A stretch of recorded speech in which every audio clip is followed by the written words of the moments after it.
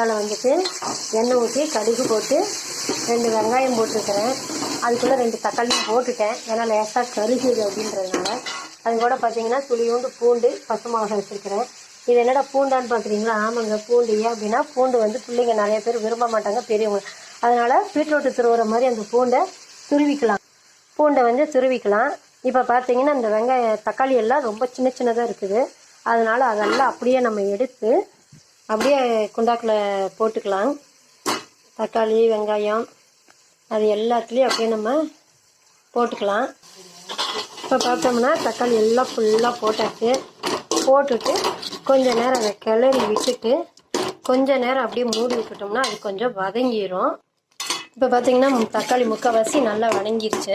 இப்போ அது கூட நம்ம உதிரி வச்சுருந்தோம்ல பூண்டு, அதுவும் 2 பச்சை மிளகாயும் போடுறோம். நீங்கள் கேட்கலாம் ஃபஸ்ட்டே போடலான்னு. அது நம்மளோட இதுதாங்க, என்ன பண்ணுறது. ஆனால் பூண்டு துருவி போடும்போது பெரியவங்களுக்கும் சாப்பிட்டுக்கலாம், குழந்தைங்களும் சாப்பிட்டுக்குவாங்க. உடம்புக்கு ரொம்ப நல்லது. அது போட்டு இப்படி கிளறும் போது ஒரு வாசம் வரும் பாருங்கள், அவ்வளோ அருமையாக இருக்கும். இப்போ பார்த்தீங்கன்னா கொஞ்சோண்டு மஞ்சத்தூள். இது பார்த்தீங்கன்னா நான் ஏற்கனவே சீரகம், சோம்பு, கருவேப்பிலெல்லாம் பொடி பண்ணி அரைச்சி வச்சுருக்கிறேன். அதை நம்ம அப்படியே கொஞ்சம் போட்டுக்கிறோம். எவ்வளோ நமக்கு தேவையோ அந்த அளவுக்கு அதையும் போட்டுக்கிறோம். அதுக்கப்புறம் மிளகாத்தூள் நமக்கு எவ்வளோ காரம் வேணும் அப்படின்றதுக்கு ஏற்ற மாதிரி அதையும் போட்டு நல்லா இப்படி ஒரு கிளறுங்க. பார்த்தீங்களா, நல்லா கிரேவி பதத்துக்கு வந்துருச்சாங்க. அதாவது என்னென்னா சிக்கன் குழம்பு, மட்டன் குழம்பு இந்த ஷேப்பில் தான் வைப்பாங்க எங்களுடைய அம்மா.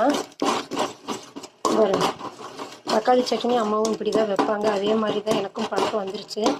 இந்த 2-3 தான், அவ்வளோதான். தேவையான அளவு உப்பு. இன்னொன்று மல்லித்தூள் போடலை பாருங்க. மல்லித்தூள் நமக்கு எவ்வளோ தேவையோ அந்த அளவுக்கு, காரம் எவ்வளோ ஜாஸ்தி கம்மி அந்த அளவுக்கு அதையே கொட்டி ஒரு நல்ல ஒரு கிளறிடணும். எங்கள் அம்மாலாம் தக்காளி சட்னிக்கே இப்படி தான் வைப்பாங்க. அப்போ மட்டன் குழம்பு, சிக்கன் குழம்பு எதுக்கு வைப்பாங்கன்னு பார்த்துக்கோங்க. அந்த கிரேவி மட்டும் நல்லா திக்காக தலைன்னு இருக்கும். ஆனால் தேங்காய் மட்டும் எதுலேயுமே அதிகமாக எங்கள் அம்மா சேர்க்க மாட்டாங்க. அதே பழக்கம் தான் எங்களுக்கும் வந்துருச்சு.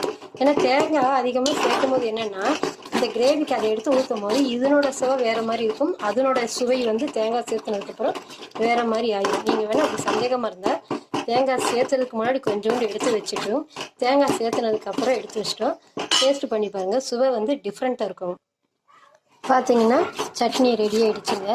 இதை வந்து நம்ம இட்லி, தோசை, சப்பாத்தி, எங்கள் சாதத்துக்கு கூட இதை நம்ம வச்சு சாப்பிட்டுக்கலாம். இதை வருங்க, நல்லா உங்களுக்கு வெளிச்சத்தில் காட்டுறேன். கலர் பார்த்தீங்கன்னா கலர்ஃபுல்லாக தெரியும். இதை வரும், சரிங்களா.